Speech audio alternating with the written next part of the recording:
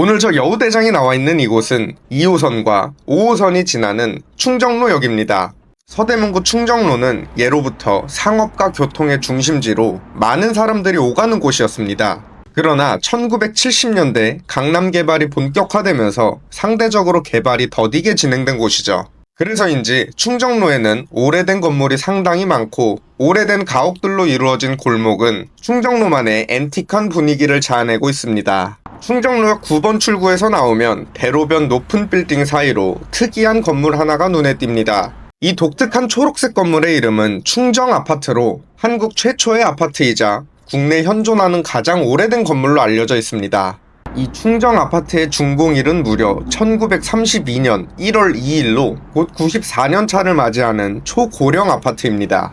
1932년이면 우리나라는 일제강점기 시대로 윤봉길 의사가 일왕 생일 행사장에 폭탄을 던진 해이기도 합니다. 그 당시 지어진 아파트가 아직까지 서 있다는 것 자체가 놀랍기만 합니다. 최근 우리나라의 건설 현장은 부실공사나 철근 빠진 순살 아파트로 큰 논란이 되고 있는데 지어진 지 94년이나 된 이 아파트에 여전히 사람들이 살고 있는 모습을 보면 요즘 건설업체들 정말 부끄러워해야 할 것 같습니다.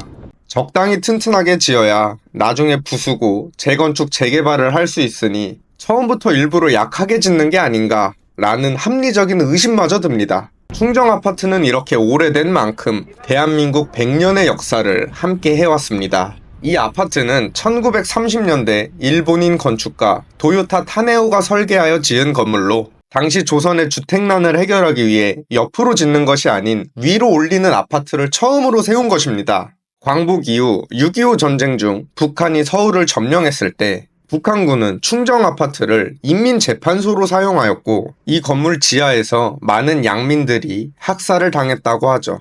이후 국군과 유엔군이 다시 서울을 되찾았을 때는 유엔군의 호텔로 이용되기도 했습니다.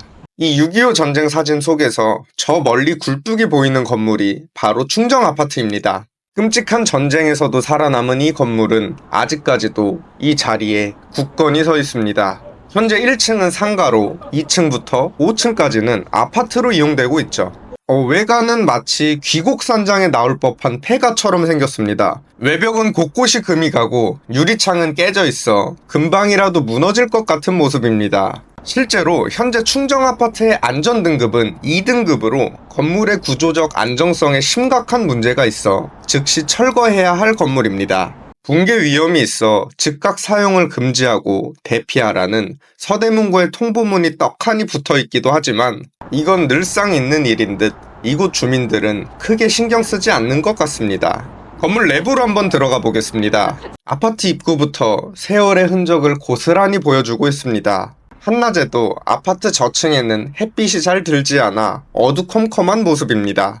이 충정아파트는 가운데가 뻥 뚫린 복도식으로 구성되어 있는데 난간에는 주민들이 사용하고 있는 장독대와 화분이 놓여져 있는 모습입니다. 아파트 한가운데 공간에는 옛날 아파트의 특징 중 하나인 중앙난방식 굴뚝이 보입니다. 화면상으로 이 분위기가 잘 느껴지실지 모르겠지만 저는 갔을 때 상당히 오싹한 느낌을 받았습니다. 제가 상당히 겁쟁인데 용기를 가지고 위층으로 올라가 보겠습니다. 이 낡은 돌계단을 올라가면 한눈에 보기에도 작은 방들이 보입니다. 지금은 모두 닫혀 있지만 과거에는 이 1평 남짓한 공간에도 사람들이 살았다고 합니다. 그래도 위층은 햇빛이 잘 들어오는 모습입니다. 위에서 아래를 내려다 보니 충정아파트 내부가 훤히 보입니다.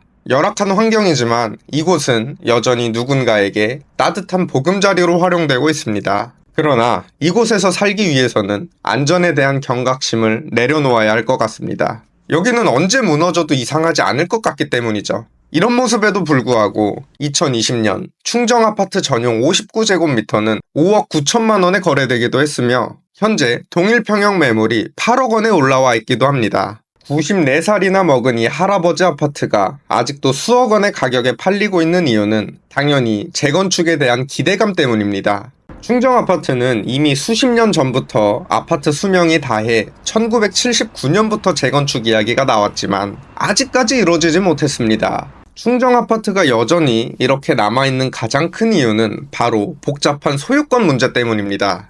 충정아파트에는 1층부터 4층까지 대지 지분이 있는 정상적인 세대와 공용 공간을 무단으로 점유하며 거주하는 세대, 불법으로 증축한 5층에 살고 있는 세대가 공존합니다. 따라서 재건축에 대한 논의가 진행될 때마다 서로의 의견이 맞지 않는 것이죠. 공용공간에 무단으로 거주하는 주민들과 대지 지분이 없는 5층 주민들은 자신들에게도 아파트 분양권과 같은 합리적인 보상을 줘야 한다는 주장을 펼쳤습니다. 반면 정상적으로 토지 지분을 소유하고 있는 4층 이하의 세대들은 이 주장에 강하게 반발하면서 보상 문제로 인한 갈등이 계속 이어졌고 지금까지 해결하지 못한 채 이 낡은 아파트에 계속 살아왔던 것이죠. 현재 충정아파트는 안전상의 문제로 철거가 확정된 상황이지만 여전히 정당한 보상을 요구하며 버티고 있는 주민들이 있어 앞으로 건물 철거가 순조롭게 진행될 것 같지는 않습니다. 이 충정아파트 주민들은 대부분 나이가 많은 어르신들인데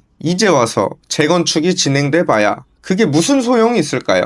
이미 많은 시간이 흘러버렸고 주민들의 몸과 마음은 이 아파트와 함께 너무 많이 늙어버렸습니다. 이제는 정말 대한민국의 역사 속으로 사라져야 할 이 낡고 오래된 충정아파트의 마지막은 과연 어떤 모습일까요? 구독과 좋아요, 멤버십 가입은 영상 제작에 큰 힘이 됩니다. 앞으로도 더 노력하는 여우대장이 되겠습니다. 감사합니다.